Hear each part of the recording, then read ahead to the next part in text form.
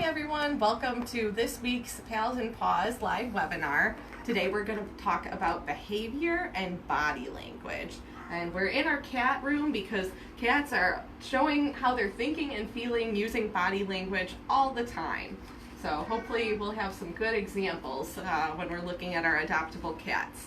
But to start out, it's important to understand what body language is.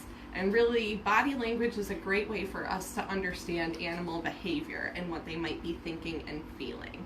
So body language is any way a person or an animal communicates without speaking. So people use body language not often, or we might not always realize it because we rely on speaking most of the time, but just simply crossing your arms, looking away is a good example. That shows that I'm disinterested, right? I'm kind of showing that I want a separation, or I'm looking away because I don't care. So that's a nonverbal way to show what I'm thinking and feeling. Or smiling. Smiling's an easy one to show that you're happy without saying that you're happy. So people, like I said, use body language on occasion, but animals really rely on it since they don't speak English. That's the main way that they communicate with each other and with us. So there's a lot of things to pay attention to for cats, and a little bit different, but dogs still use body language. They just might do it in a slightly different way. So we're going to go through some examples of different cats using body language and what they're thinking and feeling, or showing what they're thinking and feeling to us. So if we take a look at these pictures of these cats, I would say that both of these cats are relatively happy, because they're giving us some classic signs of being relaxed and interested. Like this cat up here, his ears are somewhat alert, but he looks like he's laying down. He seems like he's very content in that spot, not like he's trying to get up and run away from us. So I would say he's very relaxed. And especially if you take a look at his eyes, they're nice and squinty. He's, almost ready to fall asleep. So that shows he's very relaxed and comfortable with whoever's taking the picture. So he would probably be okay to pet or approach. He's showing that he's comfortable and relaxed. This cat down here, she's a little bit more curious. She's standing, but her stance isn't anything defensive or like she's trying to run away. If anything, it looks like she's slowly approaching the person taking the picture. And then the rest of her body is also showing that she's somewhat alert, but overall just interested. Her ears are pointing forward towards the person taking the picture. And her tail is in a nice little relaxed position. It's probably going really slowly back and forth. Now the tail is super important to pay attention to on a cat, because how it moves will let you know what they're thinking and feeling. If it's kind of in this position and slowly moving back and forth, then that means they're relatively happy and relaxed and probably are fine to pet or approach. But if a cat's tail is moving really quick and rapid, more like the crack of a whip, then you know that they might be agitated or overly excited, and you probably want to just leave them alone. So always pay attention to how fast a cat's tail is moving. And my buddy Bub, come here Bub. Hopefully he'll come by and show us, because his tail is usually wagging nice and calmly, not anything overexcited. So hopefully he'll give us a nice example. But I would say both of these cats, based on their body language, are showing us they are very happy. Yeah, here we go. Thank you, Bub. A little late, but that's okay. If you notice his tail, it's upright. It's not tucked under as if he were scared. It's upright. Oh, but he moved it kind of quick just now when he heard the dogs barking. So you can kind of tell, based on how quick it moves, if they're more calm or if they're worked up. So a slow tail like this right now is perfect. He's relatively calm and happy. But if it was moving really quickly, we know Bub was a little upset. So these cats are definitely showing us they're very upset and probably ready to defend themselves. And we know that for a few different reasons. This cat down here is probably getting ready to strike if she needs to, but she's trying to hide herself. So animals, before they feel the need to bite or scratch and defend themselves, they usually show how scared they are. Because the only reason they would ever defend themselves to begin with is because they fear the thing that's approaching them, or something going on is scaring them and causing them to feel like they need to fight for their life. So this cat is showing us that she is super, super, super scared.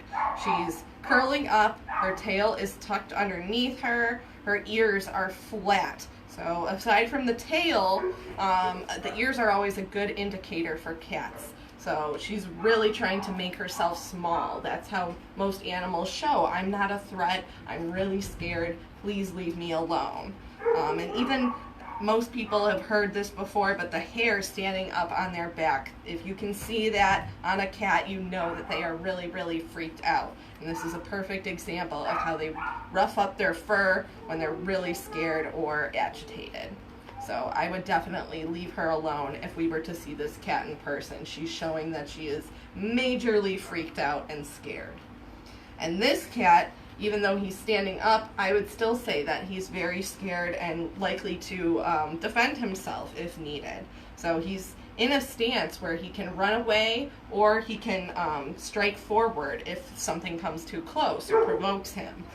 So most animals will try to run away from something, but like I said, if they feel they don't have any other choice, they'll probably bite to defend themselves.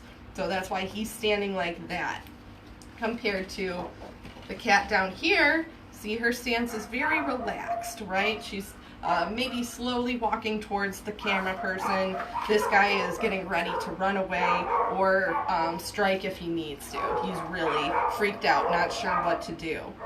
And his ears are pretty far back as well. He's alert, he's listening to what's going on around him, but his ears are really flat, showing that he's upset, he's scared. His back is also arched. You can't see as much of the fur standing up on his back, but if you look at his tail, it's really bushy and big. He's trying to make himself look bigger so that hopefully whatever is scaring him might leave him alone. That's one of the ways that they kind of will try and get the thing that's scaring them to go away. But if that doesn't work, if hiding and making yourself small or then trying to make yourself big doesn't work, that's when animals might bite or scratch. So it's important to pay attention to these things and leave an animal alone if they're ever giving us these signs.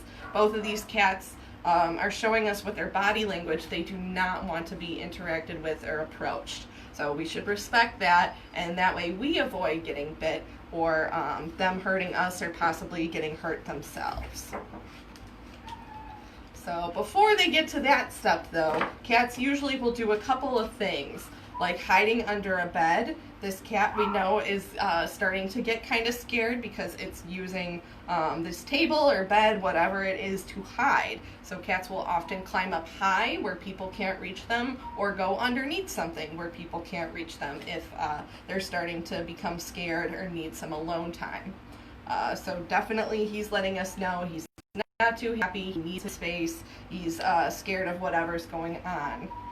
And then this cat up here, there's some important things to pay attention to. Once again, the ears are flat like on both of these cats, so that's a good indicator that he's pretty freaked out, does not want to be interacted with. But his eyes are especially important. The opposite of that first cat with the squinty eyes, who looks really relaxed, his eyes are wide open because he's super scared. So that's an easy one to remember because people usually have their eyes wide open when they're scared of something too. So if their eyes are focused and really pinpoint on something and they're wide open, then you know that they're really freaked out. Compared to a relaxed gaze that they might squint their eyes or do a slow blink, you know that they're much more calm and happy compared to this one who looks like, oh my gosh, what is that thing in front of me?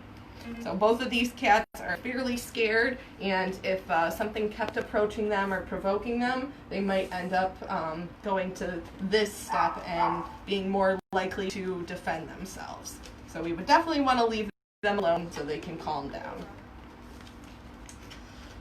One last thing with cats, but definitely it applies to all animals as well. Whenever an animal is sleeping, it's best to leave them alone. Cats will usually approach you if they want to be interacted with. If they're curled up in the corner and just minding their own business, they probably don't want you to come over and pet them right away. Let them get their nap time, let them sleep for a little bit, and when they're ready, they'll wake up and come seek you out.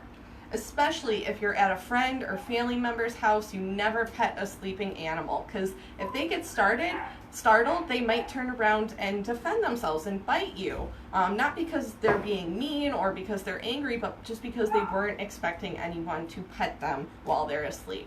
So animals sleep a lot more than people do. People only sleep about 8 hours a day. Dogs sleep at least 10, maybe even 12 hours or more in a day. And cats, it can be upwards of 14 to 16 hours. So they're sleeping a lot more than people. And we just have to respect that and let them sleep whenever they're sleeping. Don't disturb them. So here's some other signs of stress in cats. So if a cat is crouching, you kind of know that they're getting scared, and if they keep crouching, you know, making themselves really small, like this cat down here, then you know you should leave them alone. That's one of their first lines of defense to show, leave me alone, I'm scared. But definitely those focused eyes, the ears turned back, or if they're staring really hard at something focused, laser focused, you know that they're probably freaked out or don't like that thing.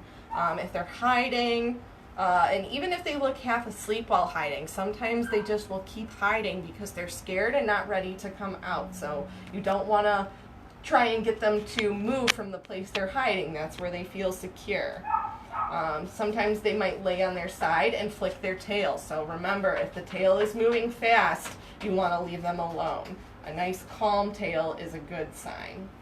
Oh, and the hair raised on their back, or walking really fast with a flat back and their head down, they're probably trying to scurry by and get out of whatever is scaring them. So definitely keep an eye out for these things and never approach a cat that's showing that it's scared. Only approach a cat like Puma, who's coming up to us to kind of say hi and check things out.